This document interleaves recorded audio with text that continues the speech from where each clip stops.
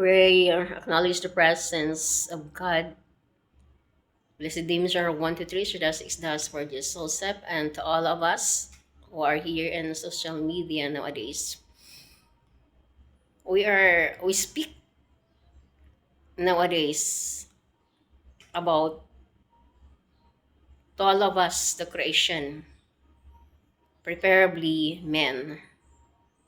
There are only two things may happen if we are going to heaven or we are going to hell, or we are still existing here on earth till eternity, or we're going to die. There are some two choices of person kung saan tayo pupunta. Kung ano ba ang ating gusto ng buhay. It's our choice now. But if we are going to learn more how a person will not undergo death, so you must research, observe, and learn, and discover the secrets. There are some supporting verses in the Holy Bible. Not all of us we are going to die. So we must learn, my brothers and sisters. So therefore, we pray harder. We ask the intercession of God to protect our body, soul, and spirit, to give us more everlasting life, everlasting happiness with God, and to all the chosen ones, to obey, to pray, repent, be born again, and prepare, and to say the Holy Rosary, or prayer, to read the Bible, to eat the Holy Communion, to take the Holy Communion, to give one day for the Lord, and share kindness, share mercy, share some advices to our brothers and sisters if you love them. So we must advise also them for the welfare of themselves and to ourselves too. Bilang magkakapatid, dapat we will advise each other for good or better, not for worst, not for anything but for the welfare to both of us, to all of us. Mga kapatid, sasabihin man ng mundo na tayo ay mamamatay, pero ang katotohanan ay nasa Biblia. Sa Biblia ang katotohanan na nagsasabi na hindi lahat ay mamamatay. At na-learn din natin na parati lang tayong kain ng kain o kung ano-ano na lang ang ating kakainin in the book of Sirach, ay talagang hindi tayo ma-attain ng everlasting life. No? So, kinakailangan i-control natin ang ating sarili. Kung yan ay hindi na makabubuti sa ating sarili, so why not? Na susundin natin ang utos ng Diyos. At hindi naman masama na mag-advise tayo sa ating mga kapatid. Para naman yan sa kapkanan. No? Hindi naman na mapapunta siya sa impyerno, kundi mapapunta siya sa langit.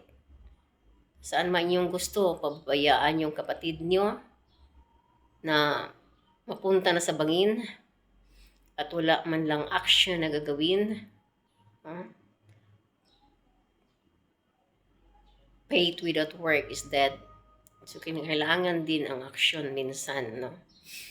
So, ang ating tinatalakay ngayon is hindi para lang sa akin, kundi para sa pangkalahatan, para sa ikabubuti nating lahat, no? Hindi tayo nagtatalakay dito para sa ating kasamaan, kundi para sa ating kabutihan. No?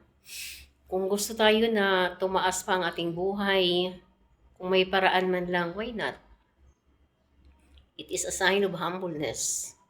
Hindi yan sign ng pagkahambog, kundi a sign of humbleness na tayo ay walang know-how. Tayo ay tinatawag na late bloomers. Tayo ay hindi 100% na katotohanan na nalaman natin. Kaya we are begging the mercy of God. We are begging the intercession of God. We are asking the connection of God or spirit to spirit, the spirit from us and the spirit of God to connect each other so that we could learn more about the secrets. Paano natin malalampasan na hindi tayo magkaroon ng kamatayan ng ating physical body. At automatically na lang po ay mag-change into a supernatural body. Kung mayroon man lang paraan, bakit hindi natin hindi tayo mag-ask sa Lord na i-guide tayo sa lahat ng katotohanan sa buhay ng tao. Or tayo lang talaga ang nag-disregard sa mga pagtuturo ng ating Diyos Ama at Diyos Anak at Diyos Espiritu Santo na isa palang nanay nating lahat.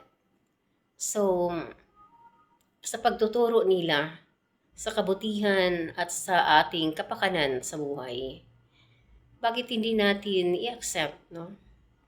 Bakit itatakwil natin na kung yan naman lang pala ay ikabubuti nating lahat, no? Na magkaroon tayo ng buhay na walang hanggan. Hindi ba natin i-accept, no? Hindi ba natin na galing sa puso ang ating pagtanggap? Yan ang mga katotohanan na dapat natong i-learn. Dahil kung sa Cebuano pa, sa kumalingking pa lang ang ating nalalaman, no? Sa katotohanan about God, about life, about the secrets of heaven, about the secrets in the clouds, about the secrets below the earth surface, at kung ano pa man ang mga sekreto na dapat i-reveal ng Diyos para sa atin, mga kapatid.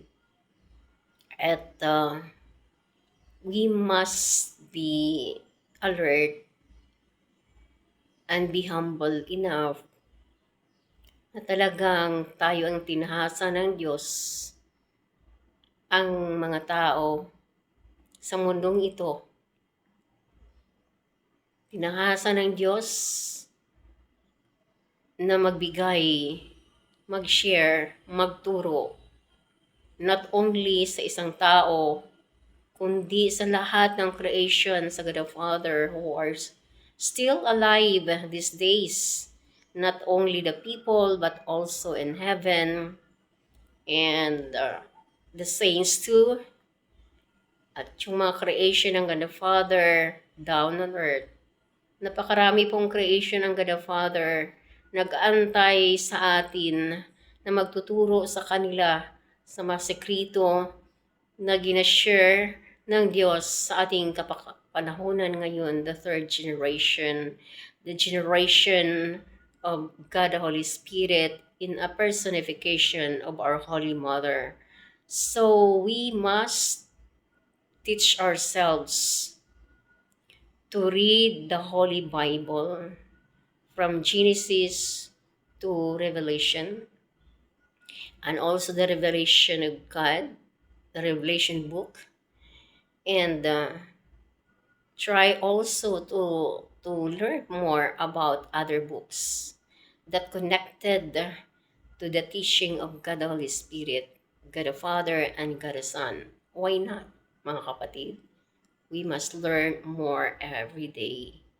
For God is growing and living every day. We are still alive, so we must learn more